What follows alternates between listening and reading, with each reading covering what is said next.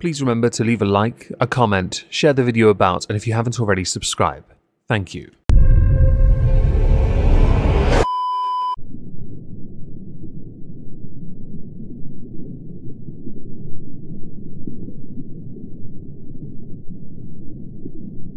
Well, isn't this just fantastic? Hello everyone, welcome to the exhibition of stupid people. Today we're going to start with fallout from the Olympics, because this has been continuing slightly, slowly, bleeding-ish. Firstly, there is a Change.org petition. Hold Ray Gunn, Rachel Gunn and Anna Mears accountable for unethical conduct Olympic selection. Now this Change.org petition managed to garner 45,000 signatures before it was removed by Change.org, who had said that the petition was flagged for misinformation and was reviewed according to our community guidelines. It has since been removed from the platform. Change.org maintains strict guidelines against content that constitutes harassment, bullying or spreading false information. The Australian Olympic Committee have also gone defensive on Rachel Gunn, calling the online criticism disgraceful bullying and appalling. The thing here is, Rachel Gunn performed a breakdancing routine at the Paris Olympics and did not perform a single breakdance move. It was interpretive dance at best, and for that scored 0. Sure, it was original, but no, it was trash. The accusation is that Rachel had bought her way into selection. That was the entire point of the petition. By the way, she did. Continuing though, there are other things to talk about. An Australian breakdancer has also hit out at Rachel Gunn. Leah Clark, who is the Australia breakdancing treasurer in Queensland, runs her own dance school in Brisbane, was critical of Ray Gunn and how the reaction to her performance means it has become harder for up-and-coming breakdancers to secure crucial sponsorship money. Giving an interview to The Guardian, she had said, "It really affects us, we've got B-girls in tears about it.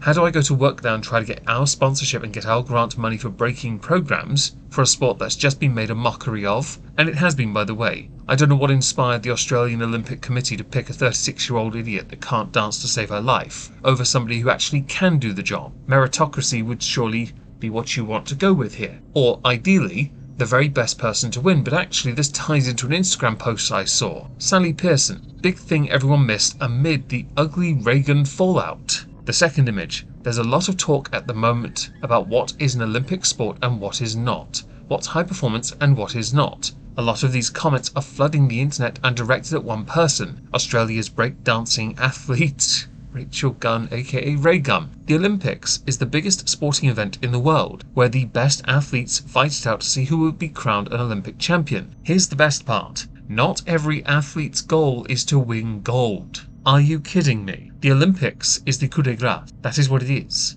I chose those words on purpose.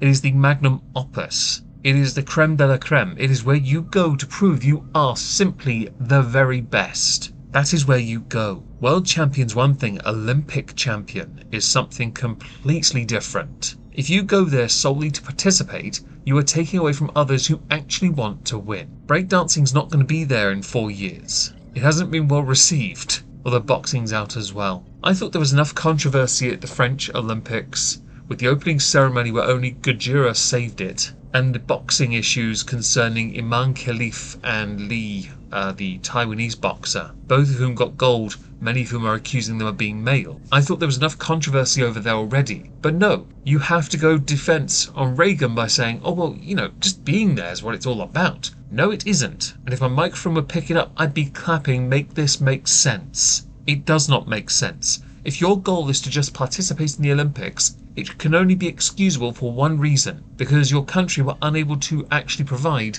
enough athletes for all the categories and you are basically a jack of all trades, master of none. You want to represent. Still try though, right? If you've taken the spot of somebody else who is better than you and put on a show that was never going to get anything and then gone defensive when the internet's gone, "Oi, smeghead, you look like an idiot," to then cry foul and hide behind victim shields, to have the Athletics Committee in Australia defend you, you are an embarrassment. Straight up, that is what you are. The Change.org petition was not inaccurate.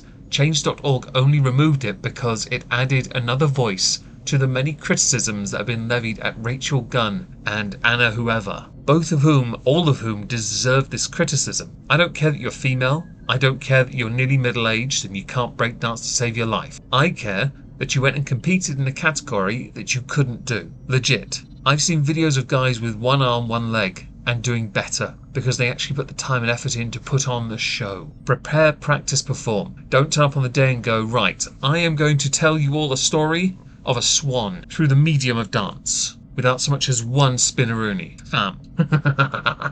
Honourable mention now. The honourable mention goes to Hassan. Hassan Piker is a well-known streamer, one of the most successful in fact, although he does cry about his numbers a lot. I would too, I guess, if my numbers were going down from time to time. On Twitch, that is. Mine are fairly consistent. In his case, because of his notoriety, when he is seen in public in places where he is not as welcome, it is harder for him to pass unnoticed. You can add to the fact he is a big lad. He's tall, he's broad, he does not pass without being seen. Here's a clip of that. Try this shit out, Chicago style.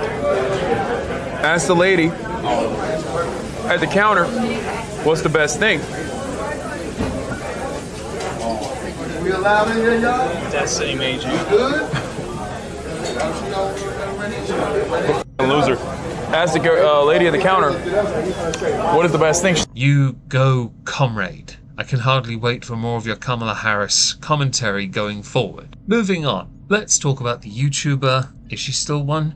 Amaranth, aka Caitlin, who has recently been banned from YouTube for sexual content due to an upload on her ASMR channel. Channel simply called Amaranth ASMR. Now, I never got a chance to see any of the content on here. She had tweeted, "Hey, at Team YouTube, I uploaded an ASMR and my whole channel suddenly got removed without warning. I was just brushing the mic with a paintbrush." Team YouTube reply, "Sorry to hear this. A single case of severe ABUSE can lead to channel termination without a warning. Mind sharing your channel URL so we can check it out?" To which she does. They replied back, "Update. Our policy team confirmed the termination was correct. You can read through this article for more about nudity and sexual content that led to this decision." Amaranth had pointed out in the first tweet she was just brushing the microphone with a paintbrush. Now, over the years on Twitch, I remember she was doing a lot of ASMR stuff with ear microphones and booty scrunchy shorts, and that was quite popular because ASMR as a category on places like TikTok as well is incredibly popular. It's the clicky, scratchy sounds that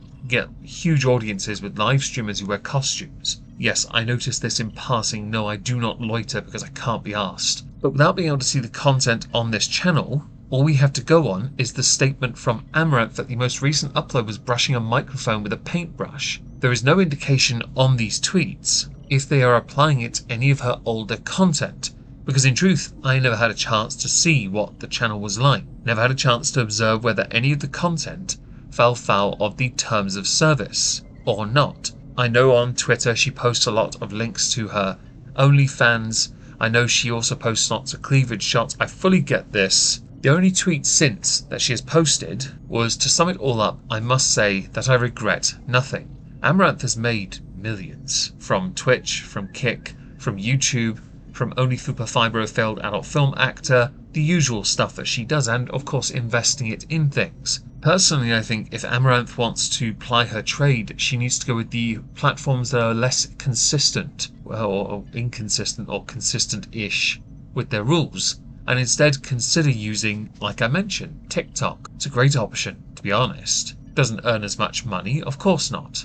This does, however, having a channel terminated impact her ability as a creator though, because once you lose one channel, terms of service say you are kinda done as a YouTuber. You have to be very careful. I once got a community guideline strike on my Moisky Reads channel. It's stories, that's all it is. No nudity, nothing inappropriate. No, somebody claimed the background video I was using that was royalty free, and YouTube wouldn't let me appeal it. So I had to wait months, and I had to be very careful, and I don't use that channel anymore because of it. I'm not going to risk my entire existence on this platform for a demonetized channel I do as a hobby, or did as a hobby. For Amaranth, the game is a bit trickier, but if she wants to be more present and do things like ASMR, which she did quite well on Twitch with, I think I was quite critical of it, I will admit. I did videos here, in fact. I was critical of it because a lot of it was skirting what the terms of service permitted. And that's actually not a bad thing, because it forces Twitch to get involved and make sure their rules are applied correctly. They still don't, and they have never done so, but that's just Twitch being Twitch. Then again, they recently set up those reward systems, didn't they, that are near unattainable to 99% of all streamers. I am one of them. I am still going to try. Second honourable mention, because I'm not entirely sure if this is real or not. It's a video, obviously from TikTok, but there's no link to the person. Because we live in an age where pose are everywhere, we're going to play it, and you can tell me what you think. Because, let's face it here, this just sums up a lot of relationships, which is why it could well be a po. If it isn't, it's even funnier, to be honest. Because one man made the ultimate sacrifice for the rest of humankind. Okay, listen, I've confirmed it. My husband no longer cares about me, okay? So this morning when I woke up in a really bad mood, okay? I don't know why I woke up in a bad mood, but I was just in a bad mood. And I wanted to talk to him about it. I really did. So when he asked me the first time, he said, "What's wrong with you? You're acting like you're in a bad mood or something." I said, "No, I'm fine." Okay? So then he asks again. He was like, "No, I can tell something's wrong with you. What's going on? Is there something wrong?" And I said, "No, I'm fine." And then he never asked me again. He never asked again. And what hurts the most is that I was going to tell him on that third time. I was going to tell him the third time that he asked. And then he just must not care. He must not give a single what's wrong with me because he didn't ask for the third time. He did not persist with the questions. He asked twice and he let it go. Who does that? Who does that? I'll tell you who does that. Somebody who doesn't care about their wife. That's who does that. Somebody who's probably cheating on her. Somebody who is preoccupied talking to somebody else all day. He hasn't even texted me today to ask me what was wrong. He hasn't, because he hasn't thought twice about it. He has not let it consume his thoughts. It's been consuming mine. I've been unwell all day. The only way for him to properly make up for this... Okay, I have one more honourable mention, and it does actually go back to Twitch. I guess there's a bit of a theme here with streamers today. This was posted to Twitter in a now deleted tweet, where a mod, "Hey Bunno, do you mind changing your colour name?" Reply, "Sorta, I don't like changing settings, it's a weird visual." Man, I want to hear the other side of this conversation. Found them saying, right, we decided mods are the only ones to have red names, so we have easy access to each other's messages. Tap the 3 dots next to the message bar, click identity and change your name colour. In the chat, to identify a mod, there is a symbol. It's a sword. If you, the delicate mod, so not mine, cannot handle the fact that others share the same colour as you, you can suck an egg. I would never introduce such a pathetic rule. Who cares what the colour of your name is? Look for the bloody icon. You have modded you for a reason anyway, and if you're trying to message each other, why don't you use Discord or something, or Skype, or WhatsApp, if you're friendly enough. It's not overly complicated. To the final subject, we're going to go to Chloe Jade Lopez, who has gotten herself into a bit of hot bother of late, because she's been going into multiple supermarkets and posting to her Instagram videos of her doing the following. I'm back in the supermarket again, and I'm going to leave a little donation in with the hot dogs.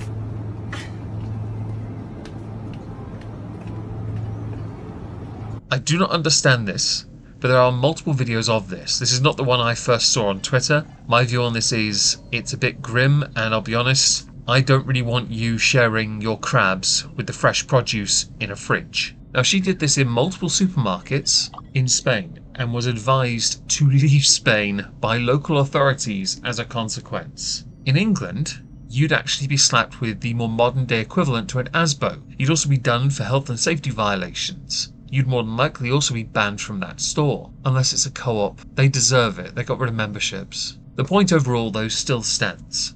This kind of behaviour is disgusting. I don't want to see your dirty skid-marked underwear, and I certainly don't want to see your dirty skid-marked underwear near food. You can claim that it's been cleaned, but let's face it here, no. No, you can take your heavily reduced neck curtain and cry it off. Thank you. As a final thing, is we're finished now, guys. Tonight on Moistski Live, episode number 13 of Not Worth a Cork, entitled English Whiskey is the Best Whiskey in the World. Joining me for this will be my co-host David, and I believe my father. If interested, swing by. 3 Englishmen being very English for 3 hours drinking English whiskey. It's gonna be a great day. Ta-ta everyone.